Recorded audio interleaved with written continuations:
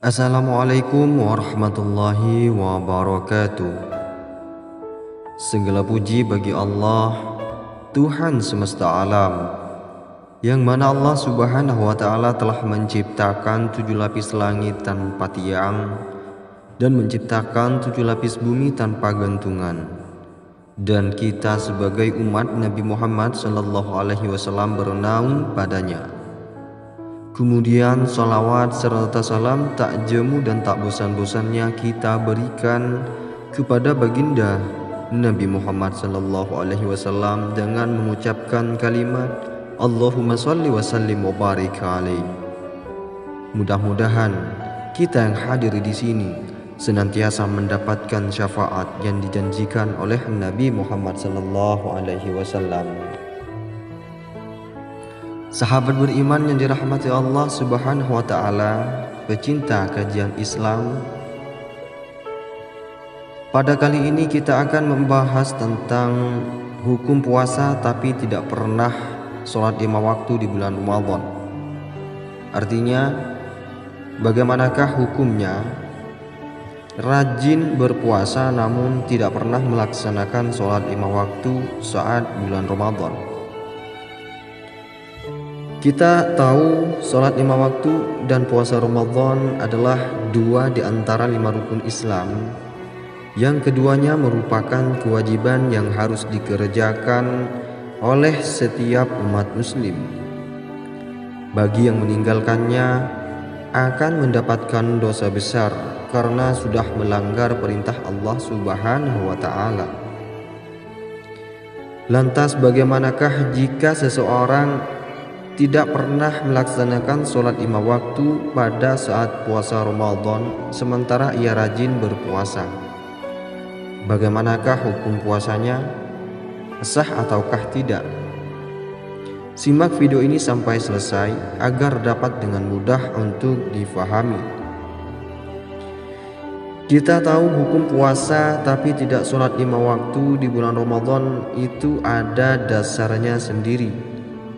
Sah atau tidak sahnya puasa berkaitan dengan pengerjaan puasa itu sendiri, bukan karena ibadah lain yang tidak terkait di dalamnya, seperti halnya sholat. Artinya, puasa seseorang akan menjadi batal ketika ia melakukan salah satu pembatal puasa, tidak berkaitan dengan ibadah sholat. Namun selain itu, para ulama sudah bersepakat bahwa ada 8 jenis pembatal puasa Ramadan. Adapun yang pertama yaitu dengan memasukkan sesuatu ke dalam rongga tubuh, muntah dengan sengaja, memasukkan benda ke dalam dubur atau kubul, keluarnya sperma, berhubungan suami istri di siang hari Ramadan, haid atau nifas, gila, serta murtad atau keluar dari Islam. Adapun meninggalkan sholat 5 waktu tidak termasuk dari salah satu dari 8 pembatal puasa Ramadan tersebut. Karena itulah, secara umum jika seseorang muslim tidak sholat atau tanpa uzur syariat, puasanya tidak batal. Namun pahala puasanya akan berkurang atau malah tidak ada sama sekali. Namun berbeda halnya jika seseorang meninggalkan sholat karena mengingkari kewajiban sholat dalam Islam. Dalam kasus ini, para ulama mengategorikannya sudah murtad atau keluar dari Islam. Orang yang sudah murtad maka puasanya tidak sah dan tidak diterima di sisi Allah subhanahu wa ta'ala. Secara umum, terdapat 2 alasan kenapa seseorang meninggalkan sholat wajib 5 waktu. 2 alasan itu akan menentukan hukum batal dan tidaknya puasa seseorang muslim. Yang pertama yaitu seseorang meninggalkan sholat 5 waktu karena ia mengingkari kewajiban sholat fardu itu. Jika tidak sholat karena menganggap sholat tidak wajib, orang itu sudah dianggap murtad. Karena itulah hukum puasanya batal dan tidak sahnya.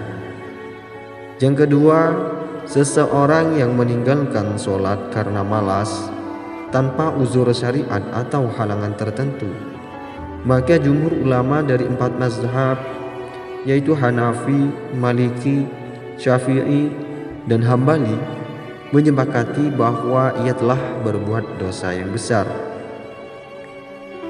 namun tidak sampai berstatus murtad. Bagi kelompok kedua ini, puasanya tidak batal, namun pahala puasanya tergerus habis. Karena itulah Rasulullah SAW pernah bersabda, betapa banyak orang yang berpuasa namun ia tidak mendapatkan apa-apa dari puasanya tersebut kecuali rasa lapar dan dahaga. Hadis riwayat Tabrani. Baik sahabat beriman yang dirahmati Allah Subhanahu wa taala, demikianlah kajian Islam yang dapat saya sampaikan pada kesempatan ini. Semoga dapat bermanfaat bagi kita semua dan dapat kita aplikasikan dalam kehidupan sehari-hari. Lebih dan kurangnya mohon dimaafkan.